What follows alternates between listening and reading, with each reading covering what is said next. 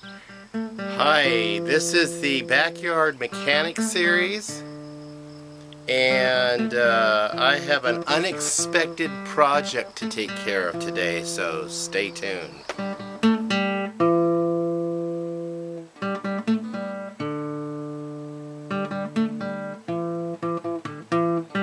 Hi folks, welcome back to Pine Meadows Hobby Farm. I'm your host Jerry Hansen.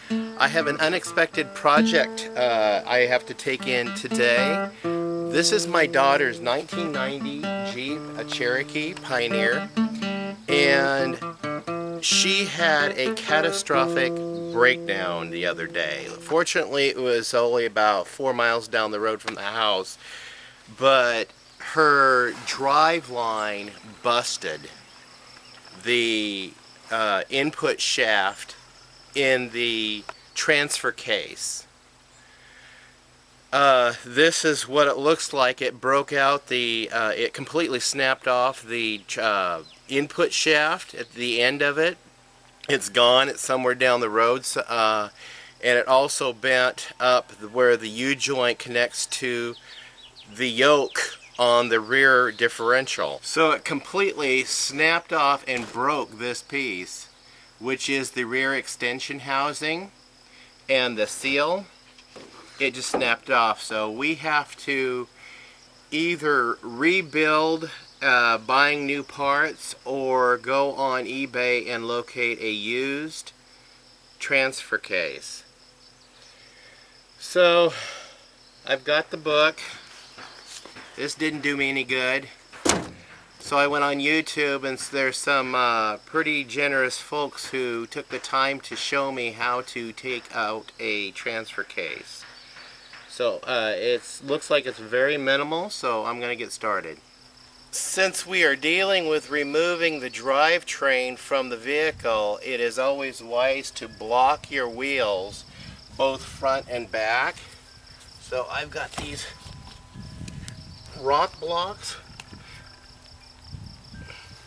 so it doesn't roll on me. Now I'm putting them in front of and behind the wheel, and this vehicle sits high enough off the ground already that I will not need to put it on ramps or elevate it. I've got plenty of clearance underneath.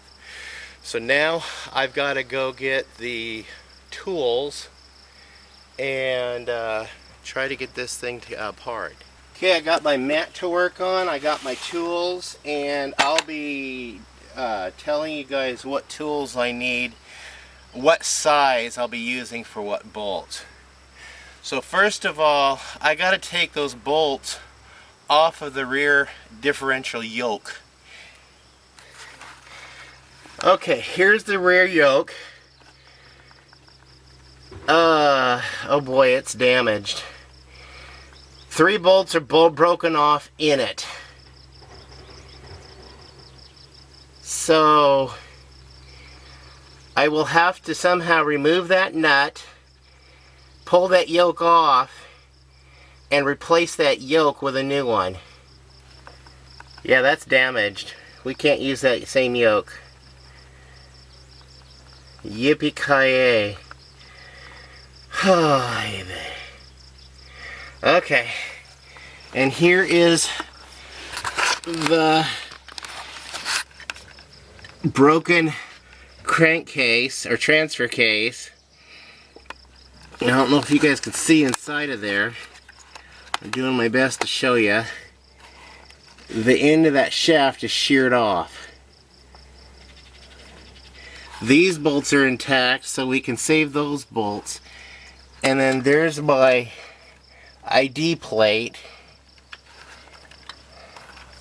right there. So we're going to go ahead and remove this bolt here. This will drain all of the fluid out of the transfer case. And then we'll disconnect this. Is the electrical wiring, and we'll disconnect this, which is your speedometer cable. And I will not take this back case off. What we'll do is we'll remove the drive line the front drive line from the transfer case here. And this is where I'll mark it. We've also got to remove these linkages. And looks like another drain plug right there. So let's get this started. You know what? I found her keys. So I'm going to go ahead and put it in four-wheel drive because the front drive shaft is still intact. I'm going to go ahead and put it up on my ramps to get more clearance so I can work easily under there. So let's get that done.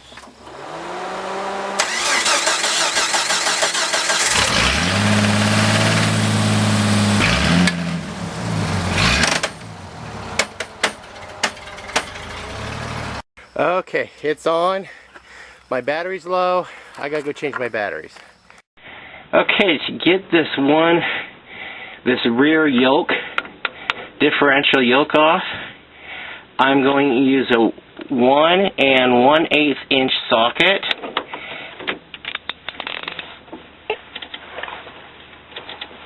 And we're gonna turn that until it comes off.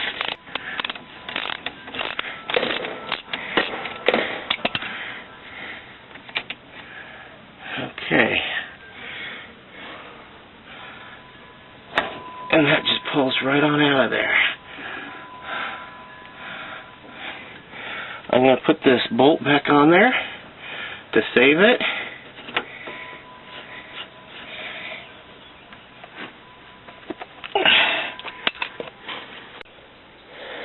Now, if I could tap those bolts out of there, I could save from buying a new rear differential yoke. I just have to figure out how to tap those out of there, and then buy new clips that holds the U-joint in. I'm not sure which failed first, is the U-joint or the well, the U-joint's really dust inside. I think the U-joint failed, and it caused a catastrophic chain of events.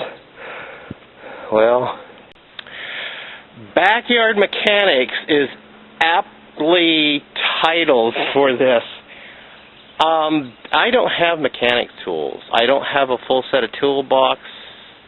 I got to make do with what I got. So I'm going to use this hillbilly pliers, universal pliers.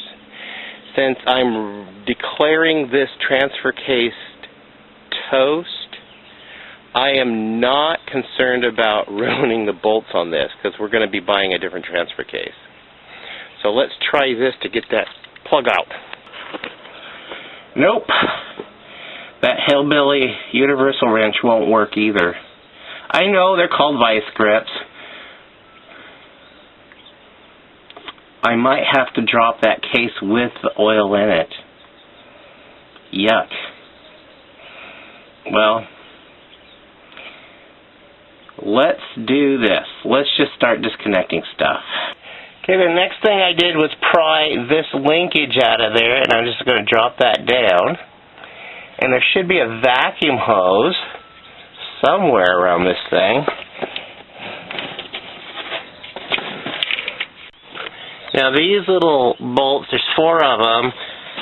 They're 5/16 standard, and I'll go figure out what they are matrix. Okay, these bolts are 5/16, and I'm going to use this fancy little wrench that my friend gave me for Christmas one year. And we're just going to pop that on there and loosen those. And take them all off. Okay, got all 4 of those bolts out. Now to release the drive line, and there you go.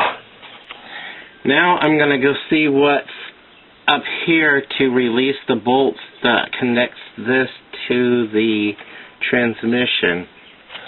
These bolts appear to be 9/16. So we'll go ahead and loosen those.